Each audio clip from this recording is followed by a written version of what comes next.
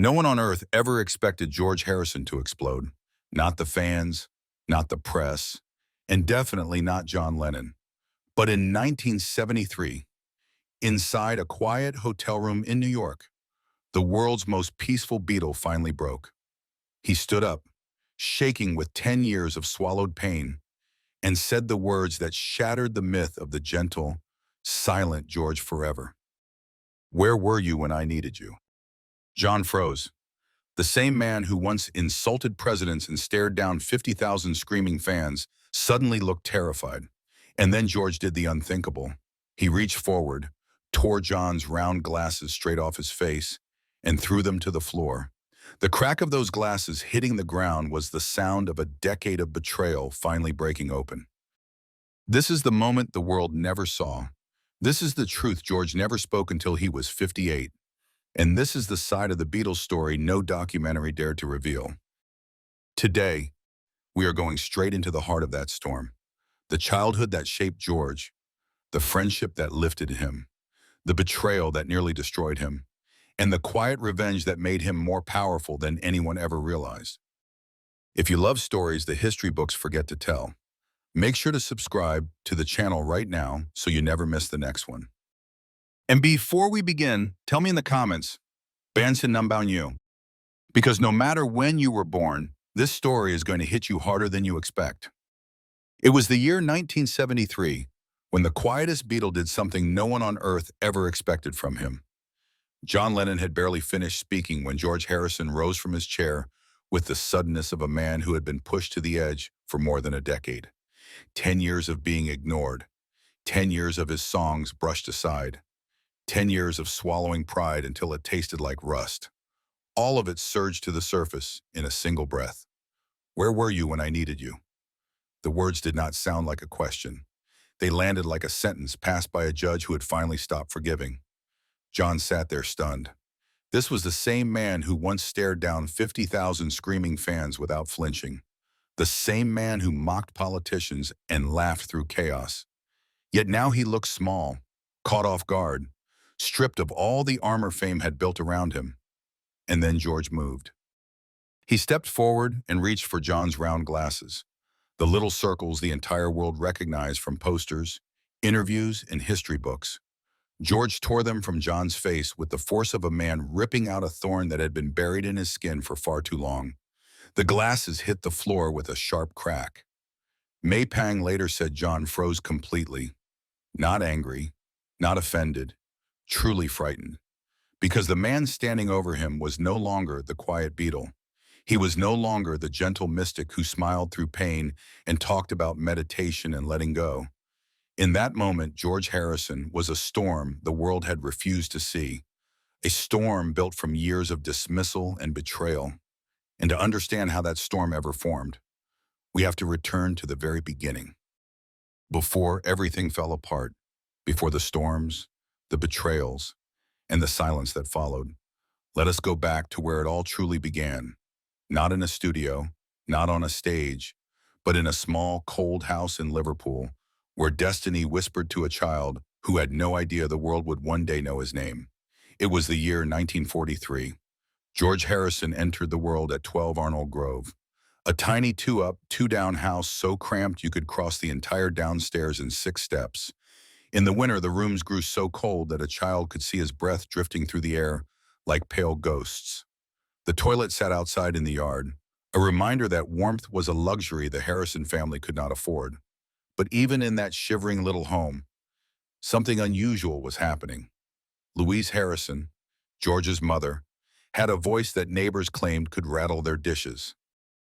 Every Sunday, she tuned the radio to Radio India and let the hypnotic hum of sitars and tablas roll through the walls. She believed the music soothed the restless baby inside her. George would later say those sounds settled into his bones before he ever understood what music was. It felt like fate planting a seed. School was no refuge. George felt trapped, as if each classroom wall pressed in on him. While teachers lectured, he filled the margins of his books with drawings of guitars, strings curling like vines, sketches of fretboards that looked like escape ladders. School had rules. Music did not. Music felt like breathing. Then came the moment everything shifted. One afternoon in 1956, George was riding his bike home when he heard a voice blaring from a neighbor's window. Elvis Presley singing Heartbreak Hotel. George hit the brakes so hard the tires skidded across the pavement. He just stood there listening. In a neighborhood where nothing ever happened, Elvis sounded like thunder tearing through the quiet. At 14, he begged his mother for a guitar. She bought one for 3 pounds and 10 shillings. A miracle for a family who watched every penny. George practiced until his fingers split and bled, tiny red crescents across his skin. Each sting felt like proof that he was getting closer to something bigger. Lonnie Donegan's skiffle craze swept through Britain, and George formed his first band, the Rebels. They were loud, messy, and gloriously out of tune, but they were his. For the first time, he felt like he had a voice. Then fate climbed aboard a bus. One morning, George met a tall, thin boy with careful eyes and a guitar tucked beneath his arm. Paul McCartney. Two teenagers on the same bus route, trading chord shapes over the back of a seat as if sharing a map to another world. George did not know yet that this meeting would lead him to someone even more powerful. Someone who would shape him, challenge him, love him like a brother, and hurt him more deeply than anyone else ever would. John Lennon. Paul McCartney always said, "It started with a bus ride, not a grand moment, not a spotlight, just a dull morning on a Liverpool double-decker rumbling through the fog, carrying factory workers, school kids, and one boy who could not stop thinking about guitar chords. George Harrison was that boy, thin, quiet, eyes sharp as a pin, a 14-year-old who carried his guitar everywhere like it was an extra limb. He climbed onto the bus, shook off the cold, and sat down with the same thought he carried every morning. Play, learn, escape. A few stops later, a taller boy with dark hair and a confident stride stepped on. He carried his guitar the way some boys carried their pride. Paul McCartney. He was a year older and already looked like someone who expected to be listened to. Paul noticed George before George said a word. Two boys, two guitars, same obsession. It was like spotting a reflection before realizing it was a real person. Paul leaned over the seat and asked what model George had. The conversation lasted the entire ride. Chords, tunings, favorite players. George showed Paul how he played the C7th chord, stretching his small fingers across the worn fretboard. Paul raised an eyebrow. It was good, better than he expected, better than most boys their age. From that day forward, the two became inseparable, meeting on buses, trading riffs, teaching each other shapes until their fingers cramped. They were not thinking about fame, they were thinking about surviving boredom. But fate had quietly taken a seat beside them. One night, Paul said he wanted George to meet someone, his friend, his leader, a boy who had more swagger in his walk than any kid in Liverpool, a boy who seemed older than his 17 years, as if confidence had been poured into his blood before he was born. John Lennon.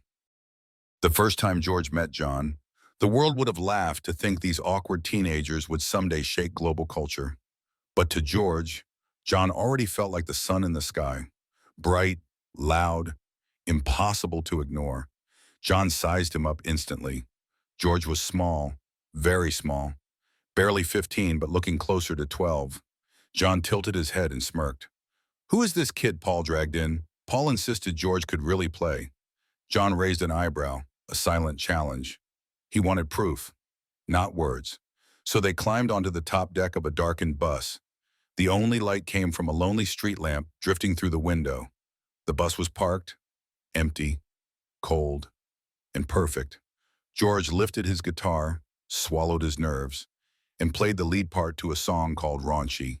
His fingers moved across the fretboard like he was born doing it. Clean, confident, sharp, chord by chord, note by note. The boy who looked 12 began sounding like someone twice his age. John stared at him. No jokes, no smirks, just silence, heavy silence. Then he nodded, a small nod, barely there. But in John Lennon language, that nod was acceptance. permission, welcome a home. That tiny moment changed everything. Three boys now, not one, not two, three. Together they formed a strange little triangle that would soon become the most famous band in the world. But at that time, they were just kids with cheap guitars and impossible dreams. They did not have money. They did not have pants. They barely had stable families. But they had each other. And that was enough. John had the fire. Paul had the melody. George had the precision. If the Beatles were a house, John was the hammer. Paul was the paint. And George was the nails that held the whole thing together. They rehearsed in kitchens barely big enough for two people. They practiced in backyards filled with mud. They played in living rooms where the wallpaper peeled and the neighbors banged on the walls, yelling for them to shut up. But they kept playing every day, every night. By the time they reached the age most teenagers were thinking about exams or weekend dances. The three boys were riding buses to gigs in church halls and youth clubs, hauling their amps through rain and fog. George would often sleep sitting up, guitar in his lap, dreaming of glowing stages he had never seen with his own eyes. What none of them knew yet was that this brotherhood built on bus rides, borrowed guitars, and cheap tea would one day be tested harder than any friendship had a right to be tested. Because when George looked at John back then, he saw a mentor, a leader, an older brother he desperately wanted to impress. But years later, that same admiration would turn into the deepest wound of his life, and the cracks were already forming, though none of them could see it yet. By the late 1960s, the Beatles were the most famous band on Earth. More than 150 million records sold, stadiums overflowing with fans who screamed so loudly the band could not even hear themselves play, magazines calling them Oz, politicians calling them threats. The world saw four young men standing together like unbreakable pillars. But inside the walls of Abbey Road Studio 2, George Harrison was quietly falling apart. It did not happen in one day. It happened in small moments, sharp as paper cuts, until the wounds became too many to hide. The tension began when George started writing songs that were no longer the work of a boy trying to keep up. They were the work of a man, spiritual, melodic, personal. Songs like If I Needed Someone and Within You Without You. Songs with teeth. But each time he carried a new idea into the studio, something strange happened. The room stiffened. The air changed. John Lennon leaned back with that faraway stare, as if George were speaking another language. Paul McCartney adjusted his bass strap as if preparing to take control. The worst part was not the criticism. It was the dismissal. George would play a chord progression he had worked on for weeks. John would flick ash from his cigarette without looking up. Paul would listen for barely 5 seconds, then step in front of George, reaching for the guitar neck like a father correcting a child. Try it like this. No, you are not getting it. Let me show you. Every time Paul did that, something inside George dimmed. Confidence is fragile. It does not break like glass. It erodes like stone underwater. Engineer Jeff Emmerich later said watching those sessions was painful. Paul hovered over George like a school teacher leaning over a student who could not understand his own homework. The man who would later be considered one of the greatest guitarists of his generation was being told where to place each finger, one fret at a time. Then came the Maxwell Silver Hammer sessions. George hated the song. Ringo hated the song. Even John mocked the song. But Paul insisted they redo it again and again and again, forcing them through more than 20 takes. At one point, George leaned toward Ringo and whispered, "Why are we doing this?" Paul heard it, his voice sharpened to ice. "Because it is my song." Those 4 words followed George for the rest of his life. Because it is my song. Because your songs do not matter. But the real breaking point came in January 1969, the Let It Be sessions. The room was tense, cold, silent except for the hum of amplifiers. George sat across from Paul, guitar in hand, trying to explain a part he wanted to add. He spoke softly, carefully, like someone trying not to provoke a sleeping animal. Paul barely nodded, then began explaining to George how he should play the part instead. down to the exact rhythm and tone. George looked at the floor, jaw tight. He waited and waited. Then he spoke the truest sentence he had ever said to Paul. "You do not listen to anyone else." The room froze. Even the cameras seemed to stop breathing. It was not a shout, not a threat. It was something far more dangerous. Honesty. George had spent more than 10 years being the third voice behind two giants, Lennon and McCartney. Lennon and McCartney. Their names were printed everywhere, like twin signatures across the entire Beatles universe. George was the afterthought, the quiet one, the spare part, the man waiting for his turn that never came. What no one understood was that George was changing, growing, reaching for something deeper. Meditation, India, Eastern philosophy, the search for a self beyond fame. John mocked it openly. "You and your little gurus." The words felt less like a joke and more like a slap in front of the entire room. Every slight, every ignored suggestion, every stolen moment added another layer to the storm building in George. His voice grew quieter, but his resentment grew louder. Then came the moment captured in the raw footage seen decades later. George spoke softly, almost whispering, "I will play whatever you want, or I will not play at all." Paul kept adjusting his bass.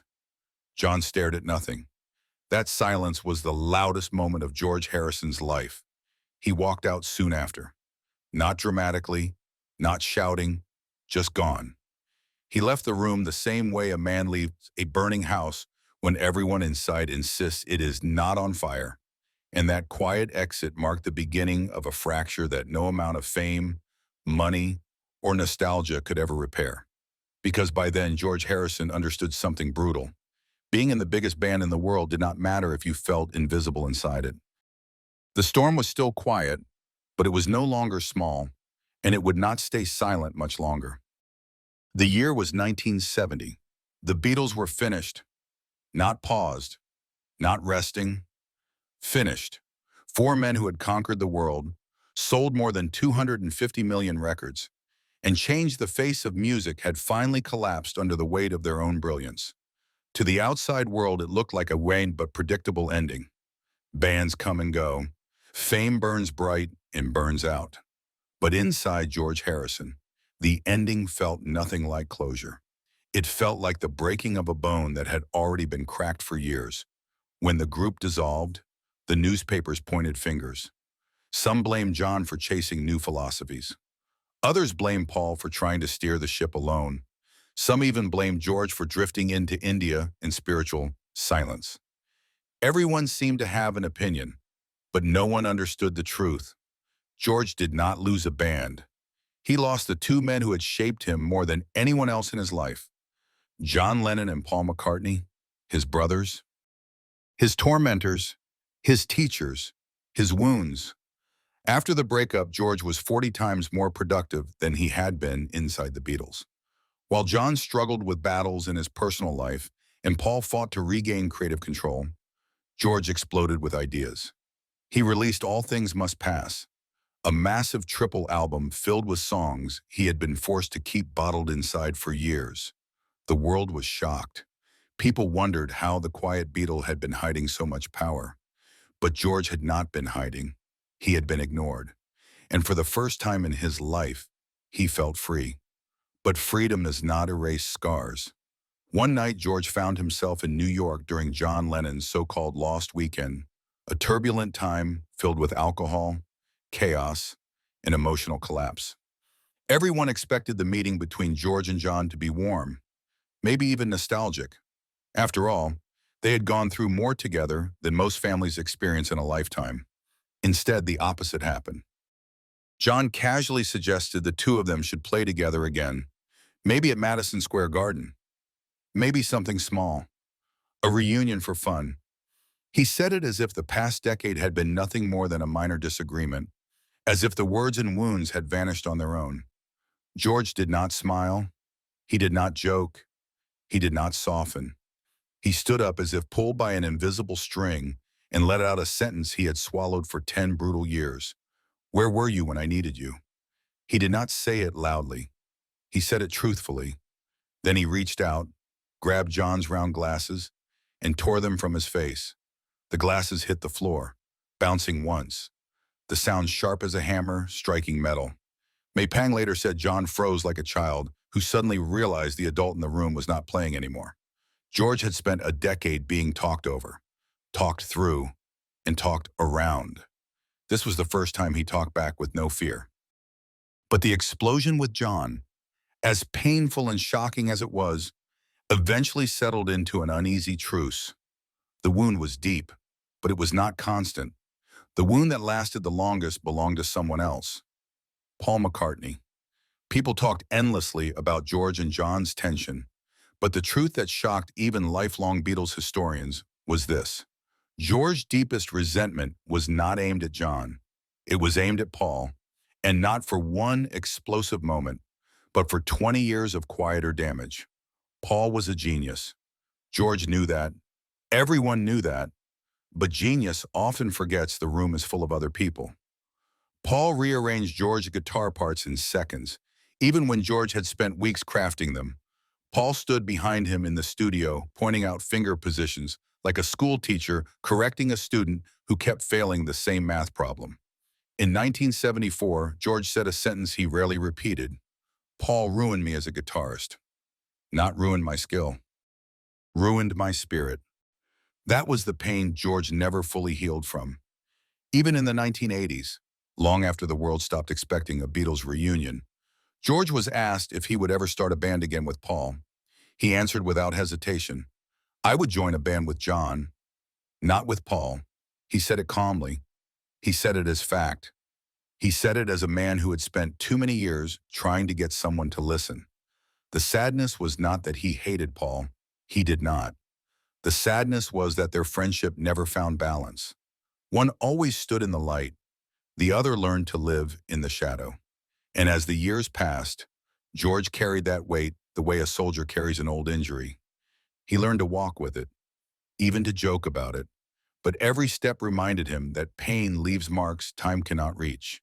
The Beatles ended in 1970, but the wounds did not. Not for a long time. Not for George Harrison, because leaving a band is easy.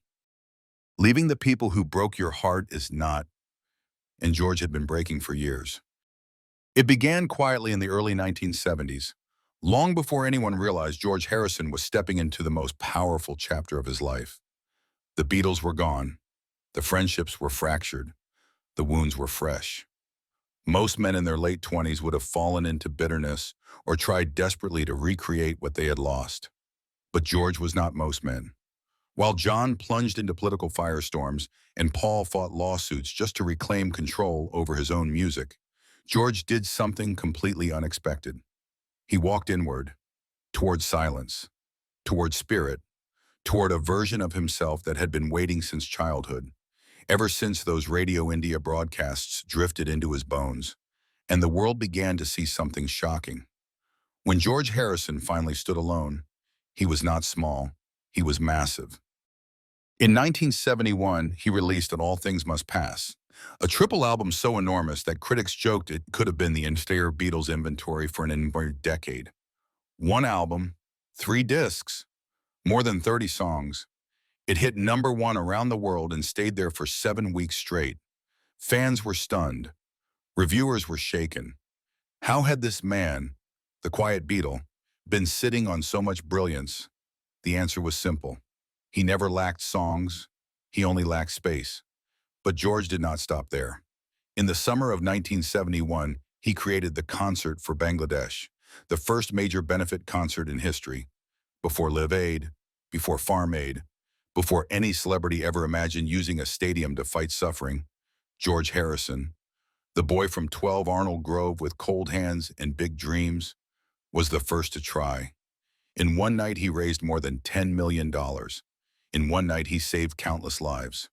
In one night, he changed what music could be. But even as his music soared, the old wounds remained. Not sharp anymore, not fresh, but real. Paul would occasionally try to reconnect, and George would respond politely, sometimes even warmly, but never fully. Their friendship had become like an old house that had survived too many storms. Still standing, but no longer safe to live in. Yet despite everything, George never allowed bitterness to consume him. He turned to meditation. He turned to gardening. He turned to a kind of peace that was not passive, but earned. Friends would often find him crouched in the dirt planting trees with the same focus he once used to record guitar solos. George said trees were his favorite form of immortality. They grew quietly. They grew without applause. They grew the way he wished he could have grown in his youth, freely. But time is a ruthless teacher. In the late 1990s, George received news no one wants to hear. Cancer. First in his throat, then in his lungs. Finally in his brain, he fought each wave with the calm determination of a monk, even recording parts of his final album, brainwashed, by whispering melodies into a tiny recorder because his voice could no longer rise above a murmur. His son Donnie walked into the studio once and found him doing exactly that. A frail man, a nearly broken voice, still creating. Even in his weakest moments, George treated death not as an enemy, but as the next doorway. As his condition grew worse, he asked to be moved to Los Angeles, into the home of his friend Gavin DeBecker. There they set up a room just as George wanted. Soft lights, fresh flowers, the sound of ancient mantras playing in the background. Ravi Shankar sent messages of love. Tom Petty called in and cried over the phone. Even Paul came to say goodbye, the words halting, the moment heavy with decades of things unsaid. On the night of November 29, 2001, surrounded by Danny and Olivia, George Harrison took his final breath. His family recited verses from the Bhagavad Gita, the same teachings that had shaped his life, his music, and his peace. He left the world the way he had tried to live in it, softly, honestly, with grace. His ashes were taken to India, to the sacred rivers Ganges and Yamuna. There, in a private ceremony shielded from cameras and crowds, the man who once made the world scream finally found silence. But his legacy never quieted. Here Comes the Sun is still one of the most streamed songs in history. While My Guitar Gently Weeps is studied the way poets study scripture. All Things Must Pass is considered one of the greatest albums ever recorded. He is one of the few artists inducted into the Rock and Roll Hall of Fame twice, once with the Beatles and once for his solo career. And every musician who ever knew him describes him the same way. He walked his own path, even when it hurt, especially when it hurt. George Harrison did not become a legend because he was loud. He became a legend because he learned how to turn pain into truth, truth into music, and music into a kind of peace the world could feel even after he was gone. And in the end, that peace became his greatest victory. When we look back at the life of George Harrison, it is easy to focus on the headlines, the drama, the fame, and the fractures inside the Beatles. It is easy to remember the storm, but when we step back and look at the man behind the storm, we begin to see something far more meaningful, something human, something that belongs not just to music history, but to anyone who has ever felt unheard, overlooked, or underestimated. George Harrison's journey reminds us of one simple truth. You can stand next to giants and still feel invisible. You can create brilliance and still be ignored. You can love people deeply and still be hurt by them. Yet none of these things have to define you. What defines you is how you choose to rise after the hurt, how you choose to rebuild yourself when the world refuses to see you clearly. In my personal view, the most powerful part of George's story is not the conflict with John or the quiet resentment toward Paul. It is the courage he found to walk his own path when the path he was on stopped serving him. George did not fight to be louder. He fought to be truer. He did not chase applause. He chased peace. He lived his final decades not as the quiet Beatle, but as a man who finally learned to listen to his own voice. And maybe that is the lesson for all of us. You can break and still become whole. You can be pushed aside and still find your center. You can be the third voice in the room and still create something the world will remember forever. George teaches us that greatness is not about volume, It is about authenticity. He teaches us that healing does not mean forgetting the pain. It means growing beyond it. He teaches us that sometimes the most powerful thing you can ever do is quietly choose yourself. And as we close this video, I hope his story brings you the same clarity it brings me. Life will not always make space for you. People will not always understand you. But your purpose, your truth, your inner voice, they are yours to protect. And when you finally learn to listen to that voice, you become unstoppable in the most peaceful way possible. If George Harrison could carry his pain, transform it into music, and leave behind a legacy that still moves millions, then so can you with whatever you are carrying right now. Thank you for watching, for listening, and for giving George's story the attention it has always deserved. Before you go, remember to subscribe to the channel so you do not miss the next story that history books forget to tell. And tell me down in the comments, you who are listening right now, Ban Sin Num Bao Nhu, I would love to know who is out there on the other side of the screen, sharing this moment with us, with us, with us, with us.